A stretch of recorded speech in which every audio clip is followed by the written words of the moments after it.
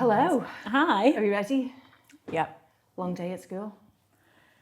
It was a really long day. It has been a really long day. It's okay. Educating the masses. Yep. Still. So, The Kate, future of tomorrow.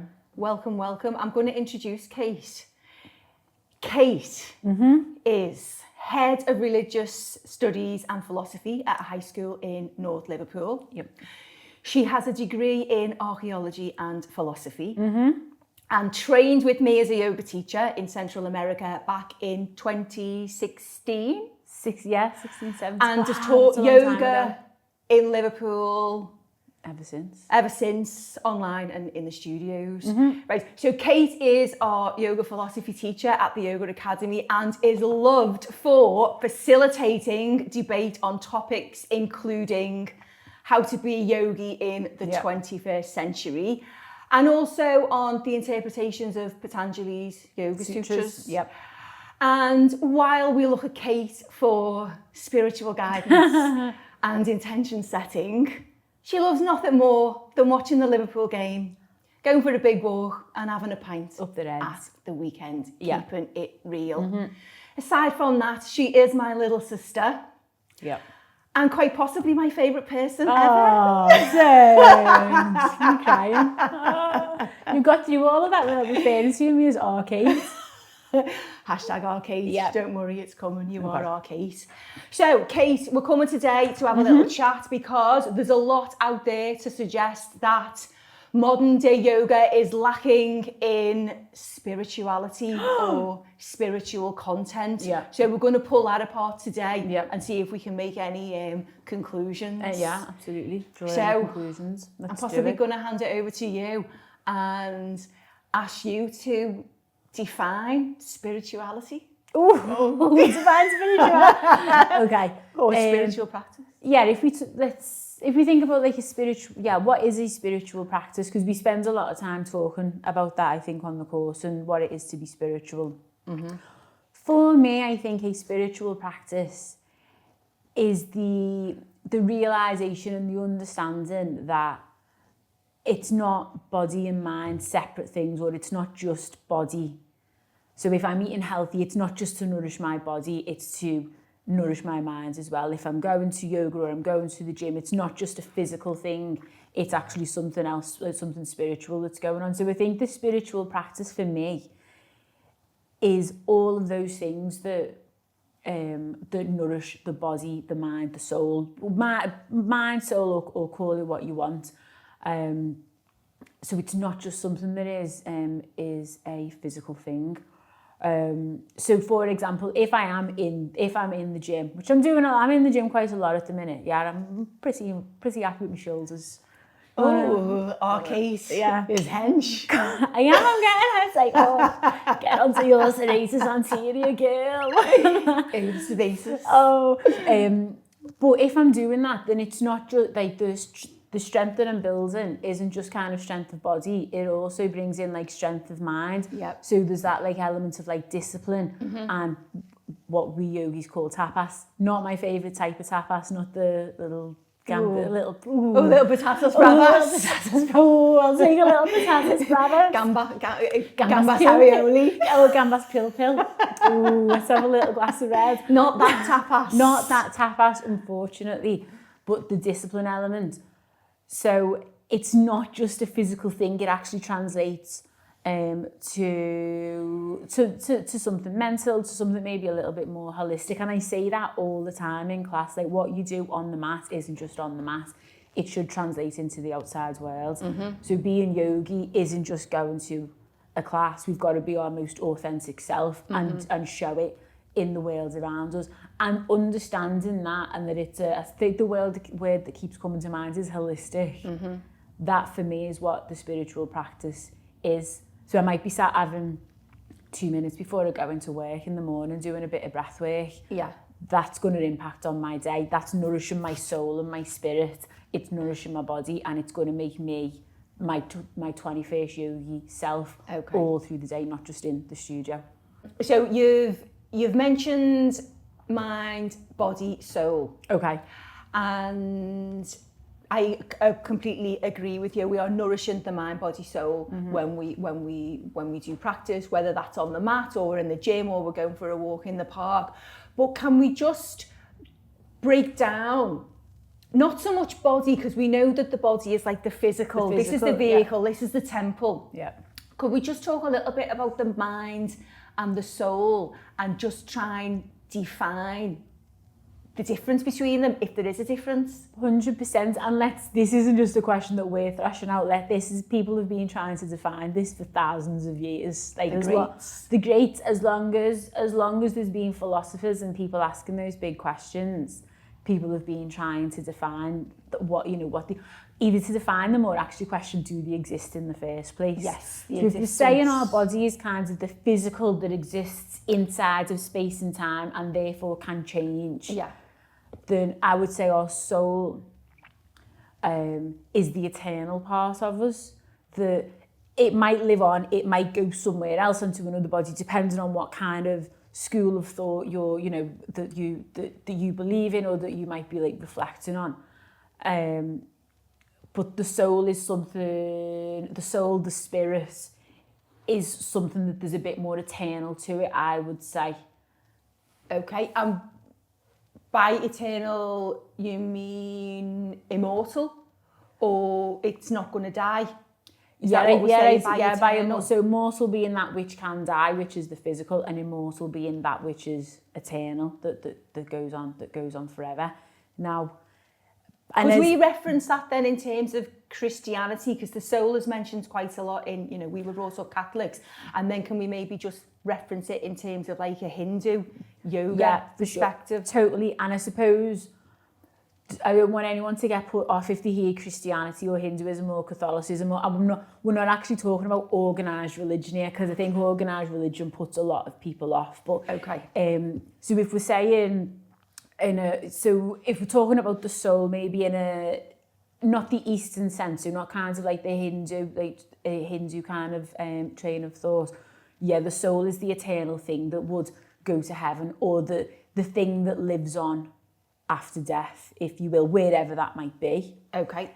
In Hinduism, the belief is that the soul then is the thing that goes on to the next body in what we would call reincarnation. Yeah. All of those ideas that are pretty heavily referred to by some of the great ancient philosophers. So Plato, for example, was a dualist. Dualist is, we're talking about two. So we believe that the body and the soul are separate entities, separate things. So dualist, there's two things, the soul and the body, completely separate. Absolutely, completely separate. And then they come together. The soul inhabits the body. Right. Okay. Mm-hmm. And Plato actually said, this is interesting, Plato said that the body is like a prison for your soul. So it kind of taints your soul a little bit. Your soul's perfect, and then it comes and inhabits this body that lives inside of time and space. I'd like to think of that as a temple, Kate. It is a temple, and we describe it as a temple, but Plato didn't. Plato referred to it as prison. Interesting. He referred to it as a prison because he said it's then going to be subject to emotions and desires, human things. So I might have this idea of what's good, this true sense of what's good and what's right and good for me and good for the world. But because my body has desires and emotions, that's going to distort that understanding that we have.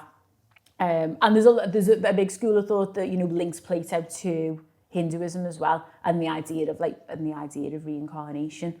So these are massive questions for us to reflect on and consider, but they're key questions for yogis, because if we're saying that yoga is the union of the body and the mind, or the body and the soul, then we're coming at it from a dualist perspective. And this is one of the things that we talk about on the course that people don't always realise, because people say, well, I don't really believe in a soul, I just believe I'm physical, and that's fine. But when we say yoga is the journey of the self, through the self, to the self, that's in the Bhagavad Gita. What we're suggesting there is that we're a body and we're a soul, and that we're trying to kind of unify and bring the two together. If yoga means union, what are we trying to unify? We're trying to unify our body and our soul, or our body and our mind. Those words are sometimes used interchangeably. So we're in agreement that the concept of the soul is it's dependent on a belief. You have to believe that there's a soul. You have to believe that there's a non-physical, maybe a metaphysical part of you. There's something that's non-physical. Yeah, or it's not tangible, or it's not measurable. Yes. All of those words we would use to describe the soul. Yeah. So therefore, we're saying that there has to be a belief in the soul, just like you would believe in a God if you were religious. Yeah. So what are we? So are we saying then yoga is religious? Well, if you're back in, wasn't it, back in the day, and then you had the split, at which we have the split, don't we, of the orthodox and the non-orthodox, and the non-orthodox tradition became Buddhism, which doesn't actually have like a belief in like a central like God or something. So in the early days, yoga is a religious. Well, yoga is, if we say that yoga was one of the Hindu schools of philosophy, the darshan, okay, then it kind of fits in with Hinduism. Yeah. As a culture, as a religion, as a culture, absolutely, as a culture. So is it religious? Yeah, but again, I mean, and we unpack this. We unpack this in when we're having chats, because again, people hear religion sometimes and have this real sort of reaction to it for whatever reason. We're not talking about organised religion and something that a load of rules and regulations rolled out by a load of old fellas to oppress people. But is it important to reflect on it in the sense of religion meaning links? That's kind of what if we sort of delve into what the word religion means in Greek, it means like links, how we make links to people. And I mean that's for us one of the greatest things. Yoga is how we link to people, isn't it? It's part of our whole community. Yeah, connections. But if you want to talk, if you're somebody who doesn't believe in a soul, I have an alternative view for you if you would like to hear that. Yeah, go on, tell me the next. So we've talked about dualism, which is Plato, and a couple of others, more than a couple. There's also like a materialist view. So we can go to the next, one of the other greats, Aristotle, and go on. Oh, you gonna? No, go on. You can carry on. I was just wondering. Okay. So Aristotle says actually that your soul. He's a materialist, so he's going to say there's no separation between body and soul. Yes. Right, and I think you're going to like this approach, Joe. Aristotle says that your soul is actually linked more to your purpose in your form in life. Yes. So, for example, he uses an example of an axe, right? And he says if an axe had a soul, its soul would be to chop. Right, because it's part of its purpose. Yeah. So for Aristotle, he talks more about the idea of like essence and like on what you are and how your soul actually allows you to fulfill your purpose in life, which feels really like the Hindu idea of like your dharma, doesn't it? Like what's like your what's your role, what's your purpose in life. So you don't have to be kind of like one or the other, but what I invite people to do is just reflect and unpack it and think, well, if I'm talking about my body and mind or my body and soul needing to be unified, which I say at the beginning of every class, I just say be authentic with it. Figure out where do you stand in this approach and then build your narrative around that. So I'm happy to talk about bringing your body and mind and soul together. But if you're not, because I'm religious as well and I believe in all of those things and I'll happily say that, but if you're not, there's this other view as well that your soul is more to do with what your purpose is, and I think that might resonate with a lot of yogis. Would it be Aristotle then who said that like a potato has got a soul, like vegetables have got a soul? He talks about different levels of soul. Different levels. Yeah. So because it's to do with purpose, isn't it? So that glass has got a soul in terms of what its purpose is. Yeah. Yeah. Your laptop has in terms of like what its purpose is. But these different levels, and the highest of those levels is that of like sentient beings, that of like living beings, living things. Yeah.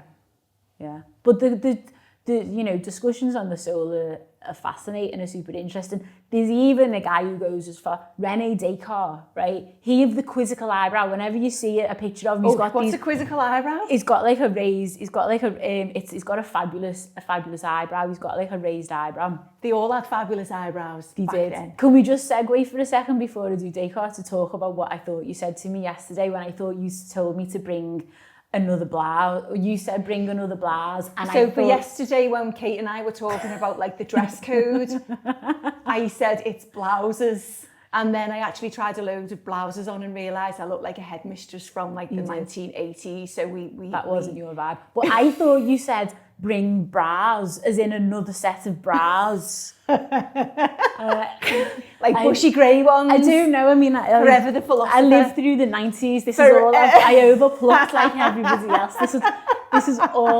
all I've got. Anyway, I digress. That's all right. Bring some stick on right now. Bring a blouse. Mr. Potato Head, bring a blouse, not a bras. Anyway, talking about brows. He of the quizzical eyebrow.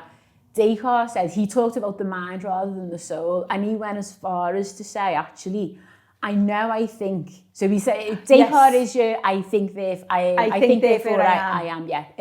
Cogito ergo sum, is if you want to be fancy about it. That's Latin. Right. And he went as far as to say, I know I'm a thinking person. Right. I know I can think. That's all I know. So I know I'm a mind. I actually am unsure as to whether I'm a body. Because he was like, there might be things like fooling me. He went through all of these like different ideas. I might be being fooled. He says I might be being tricked by like a demon. And it's almost like, you know, when if you're having a dream and you're like, this is a real dream, and you wake up and you're like, I swear to God, that was real. He sort of uses those ideas. So he goes, I know I can think, so I know that I exist, but I actually don't know whether or not I've got a body. But he's still a dualist because he's just going, right, well, I know my body and mind is different in that way. And then he goes on to saying, like, where's the boundaries of where your body is? Because obviously you've got this, like, vessel. Yeah. One of my friends refers to it as your meat suit. Yeah. Oh, God. Sorry, vegetarians. The meat suit. But it's almost like, where are the boundaries? Like, at the moment, so when we talk about Purusha and Prakriti from Samkhya philosophy, so Purusha being the soul, the unmanifest, and your Prakriti is the manifest. So which is your brain and your mind, and then your actual physical body. But then this studio that we're in, we're sitting by this table, this is also the Prakriti. Yeah. So the discussion around it is super interesting, and that like what builds up your mind. So we get into it. Go on. Can I mention Pythagoras? You go. He of the theorem.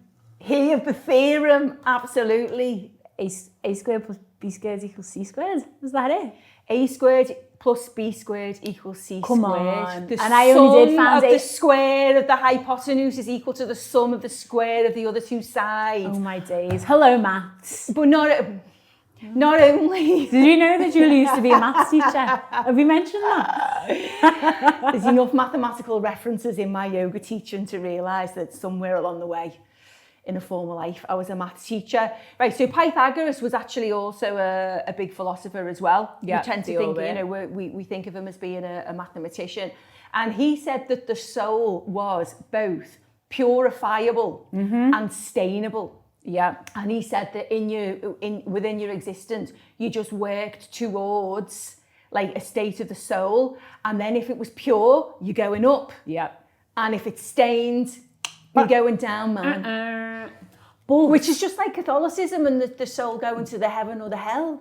Yeah, it is. And actually, a lot of traditional main school religions have that idea of like judgment, don't they? But what I like from that, the suggestion that it's stainable or whatever, but that it can be cleansed, and coming back to spiritual practice, your spiritual practice is how I think you cleanse, we cleanse it. Hades, Homer sent them all to Homer and Hades. Hades was down as well, wasn't it? Yeah, but I would suggest that they are it's all like smoky and it sounds dark, like, be honest, and it's like a scene from like Halloween. It sounds like Magnets in the early 2000s, and that's exactly where I want to be. Keep staying then. I just think that I think there's always this idea. So what, from the greatest thinkers in the world, who suggested that you know, there's Pythagoras saying it, you know, it can be stains or whatever, but one of our lovely yogis on our last course, the 11:11 course, talked about how she felt yoga was how she like cleansed her soul. Yes. And it was that real kind of like opportunity for her, and that was her spiritual practice. Yeah. So, you know, this is it's a glorious conversation to have because we don't really get time to sit and think about this in our daily lives. Like, who has time to sit and what do I think the soul is? I'm just going to sit and reflect over that on a coffee. We don't. But it could be something quite pivotal to somebody. But more than anything, I just think it's really useful for us to think, well, where do I stand with this, so that the language that we can use in class is authentic to us. Yeah. So if we just let's bring it back to the yoga class, to modern day yoga class, in modern day yoga classes, and you know, so I've said that there's a lot out there that's suggesting that yoga isn't a spiritual practice, or there's not enough spirituality in it. Yeah. So how can we make sure, as yoga teacher trainers, how can we make sure that we're putting it out there, that we're still promoting yoga as a spiritual practice without sounding overly religious? Because it can sound overly religious when you're talking about, like, you have to believe in a soul. I don't think we're saying ever you have to believe in a soul, but the language I would use would be talking about allowing your body, your mind, your soul to come into one. But your body and your mind and your soul to be unified. And what does that look like when your mind and body and soul are unified? To me, that looks like an absence of thought. Yeah. I'm very present. Yeah. I'm immersed in what I'm doing. Yeah. I'm focused. Yeah. I feel enriched and content by where I am. I feel at home. At home, and even more so on reflection of a day where you felt spiritual, in air quotes. There's that satisfaction of being very present. Yeah, absolutely. And definitely. the monkey mind hasn't like driven me round the bend as it does do, you know, on some days. I'm going to tell you a story now, Julia, and you might be a little bit shocked by this. Is it? Did you stain yourself? Did you soil your soul? Oh my God! Stop it! No, stop. I mean, no, stop. No. And all the yogis who've been in our course have heard this story because I shared this story.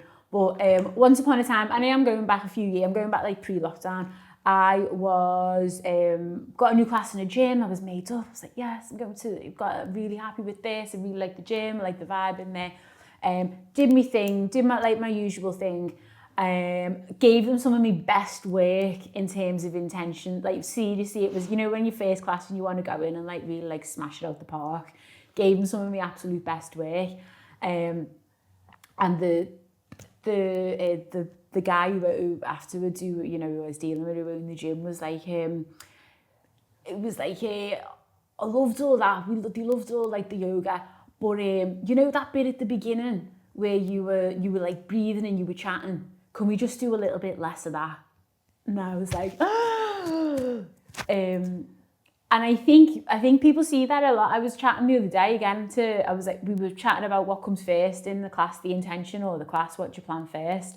And some of the yogis says, oh, it's chicken and egg, it is chicken and egg. But a few of the yogis says, I go to classes now when there's no intention. And that kind of, that hurts my soul a little bit, because I think we're wasting the most amazing opportunity to give our students that little kind of like nourishment. Yeah, we know we're going to nourish their body. We know we're going to allow them to hopefully still their minds a little bit. But to take that moment and say, this is what our intention for class is going to be. We're going to practice Santosha, we're going to practice Ahimsa, or, you know, to give them a sutra and say, the posture should be steady and easy, or whatever it might be. It just feels like you're just wasting that moment, and then the practice does just become about the physical. And I think what we know, what all this discussion is about, and all the conversations we have, is that yoga is so much more than the physical. Now, if you just want the physical and you want a good stretch, cool, no problem. But that, I would say, is not a yoga class. So the conversations that we have, and you know, to your question about, well, is yoga becoming a little bit less spiritual? Maybe it is, maybe it's not. I don't know. I don't go to every yoga class, so I can't comment.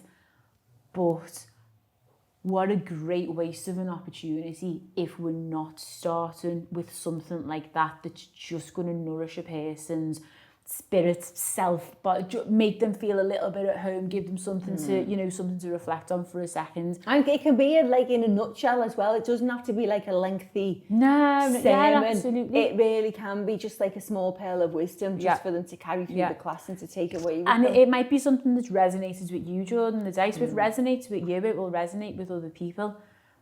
So that's why I think what we do when we have our philosophy sessions is so important, because these might be questions, or these might be ideas that as people don't have the time to sit and think about. So allowing people the time to sit and chat about the big questions, but actually giving our yogis the tools to plan intentional sessions with all of their anatomical references and the correct alignments, but with that running through it is super duper important.